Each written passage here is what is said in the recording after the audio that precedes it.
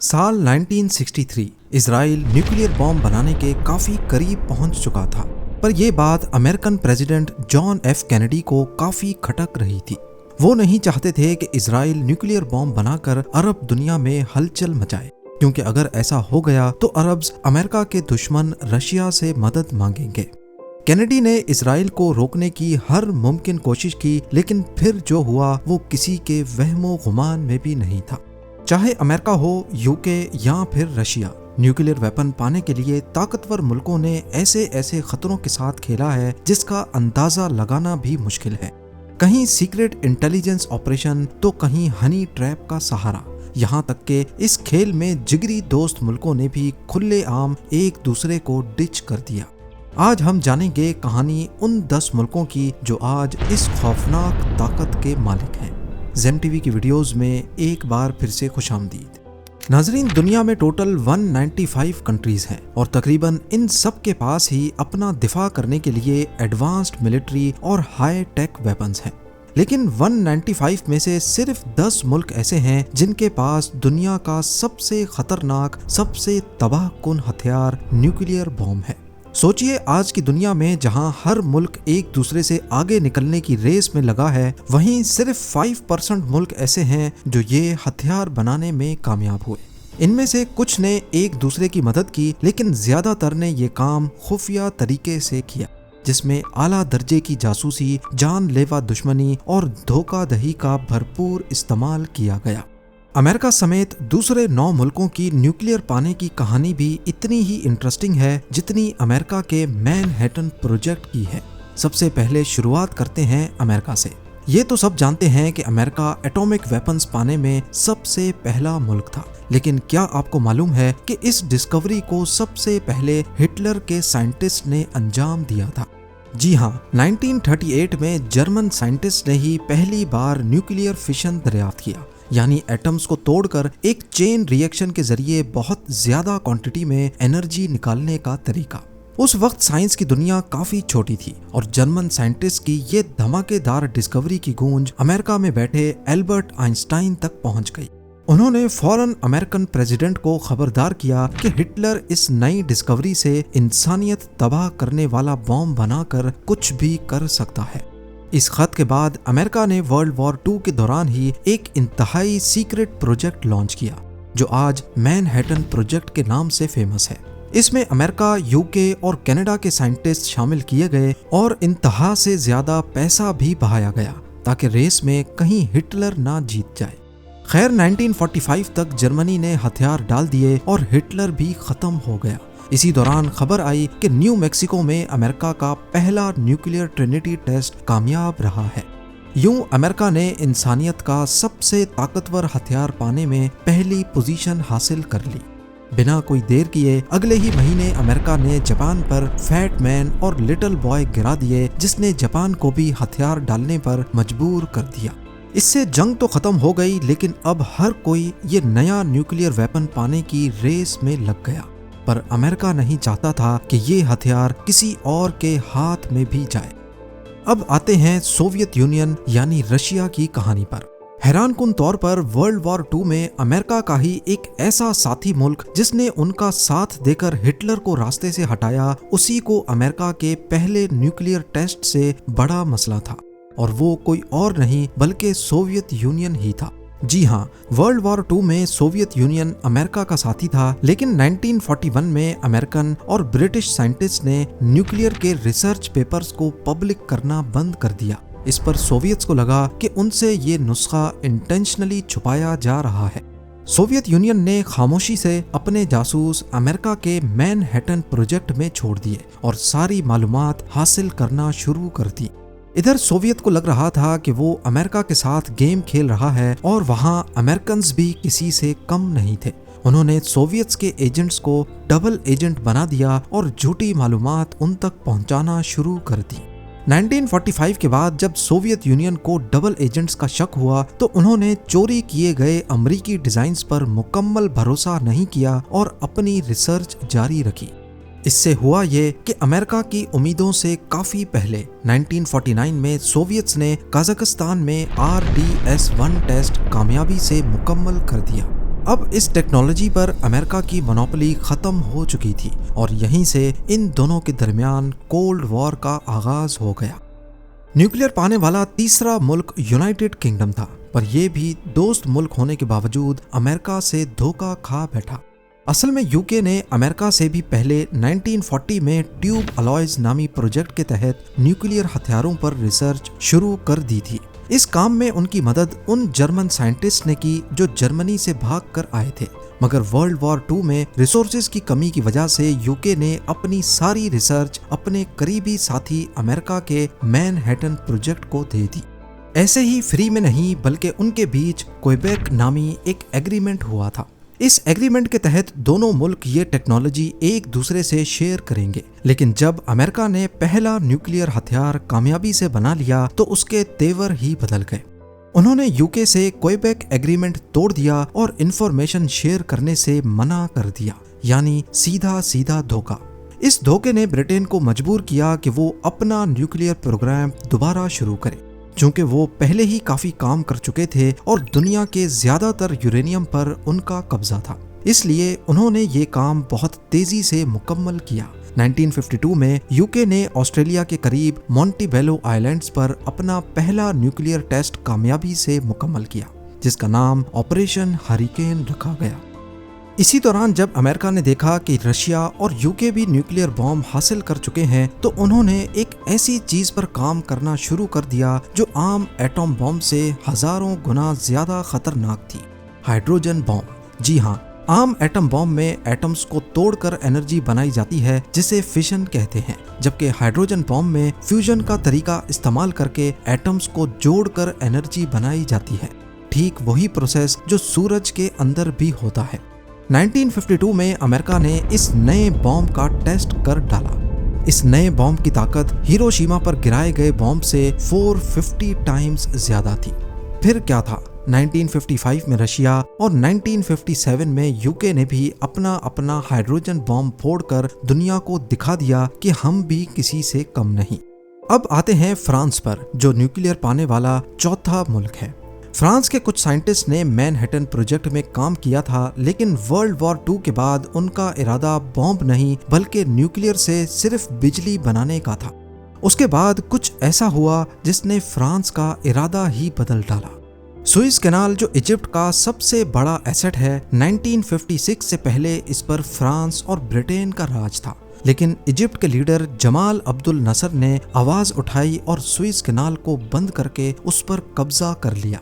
ये देखते हुए फ्रांस और ब्रिटेन ने इजराइल के साथ मिलकर सीक्रेट प्लान बनाया और इजिप्ट पर हमला कर दिया। पर उस दौर में अमेरिका और रशिया दोनों अरब कंट्रीज को बहुत सपोर्ट करते थे और वजह थी वहां से निकलने वाला तेल। रशिया ने फ्रांस और ब्रिटेन को धमकी दी कि अगर वो पीछे ना हटे तो वो एटॉमिक बॉम्ब का इस्तेमाल करेगा, जबकि अमेरिका ने फ्रांस पर इकोनॉमिक प्रेशर डालना शुरू कर दिया।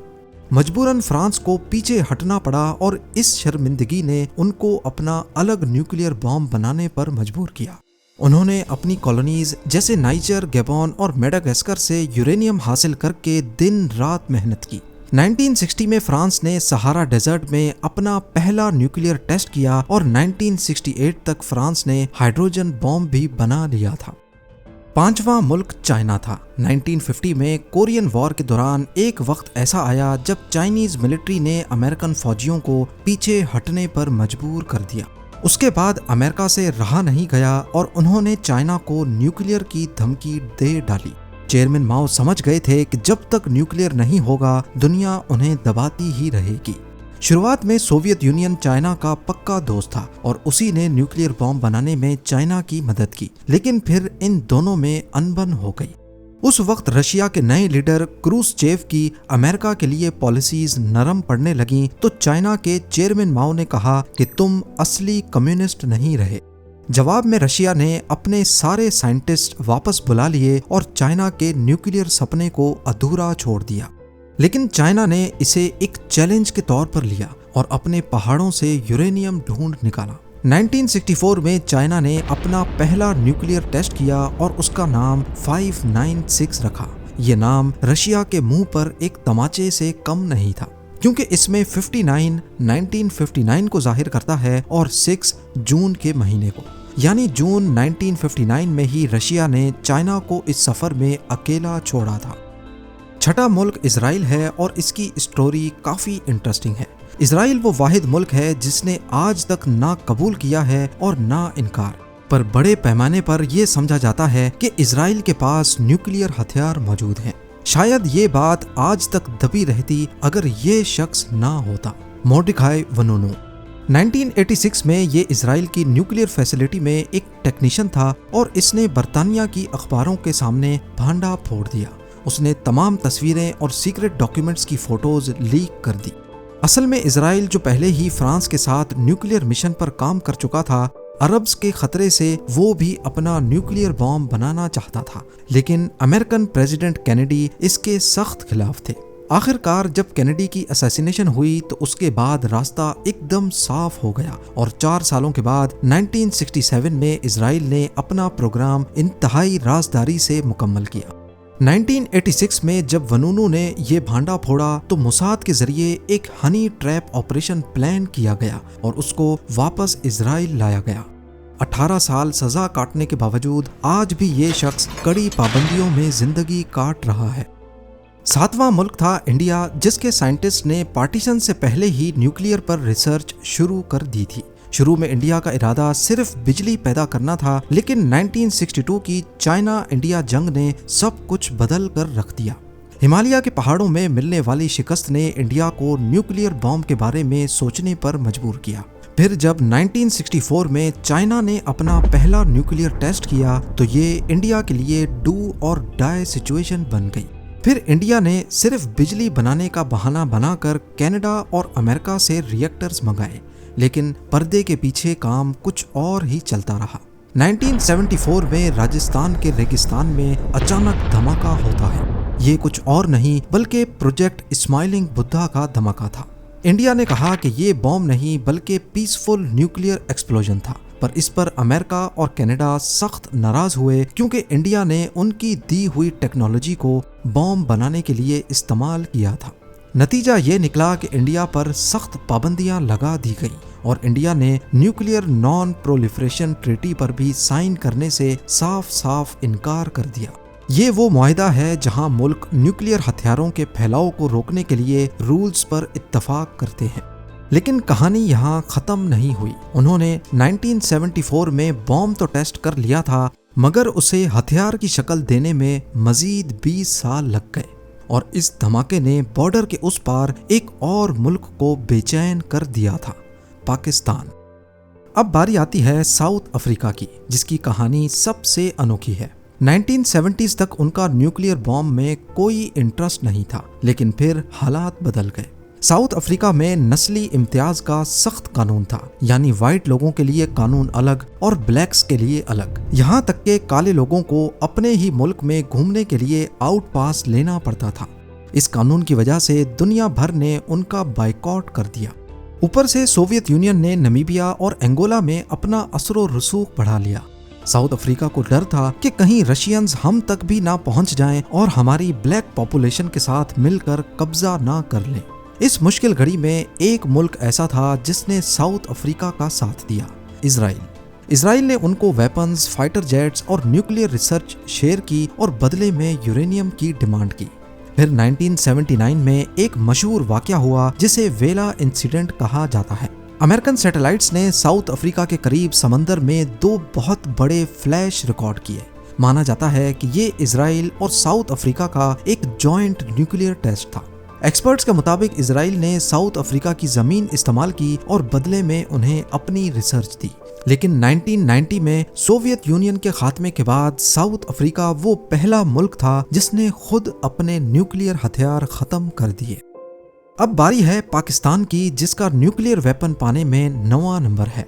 इसका आगाज 1971 में हुआ जब इंडिया से जंग के बाद वेस्ट पाकिस्तान अलग होकर बांग्लादेश बन गया। 1974 में इंडिया के स्माइलिंग बुद्धा टेस्ट ने इस जुस्तजू को मजीद बढ़ा दिया। डॉक्टर अब्दुल कदीर खान, जो एक पाकिस्तानी साइंटिस्ट थे, उन्होंने हॉलैंड की एक न्यूक्लियर फैसिलिटी में काम करते हुए यूरेनियम एनरिच करने की खुफिया मालूमात हासिल की और वो उसके ब्लूप्रिंट्स लेके पाकिस्तान आ गए। इसके अलावा चाइना ने भी पाकिस्तान की बड़ी मदद की, क्योंकि चाइना इंडिया के खिलाफ एक मजबूत इत्तेहादी बनाना चाहता था। शुरू में अमेरिका ने भी पाकिस्तान को रोकने की ज्यादा कोशिश नहीं की, क्योंकि एक तो वो पाकिस्तान की सलाहियत को कम समझ रहे थे और दूसरा पाकिस्तान अफगानिस्तान में सोवियत यूनियन के खिलाफ जंग में अमेरिका का अहम साथी था।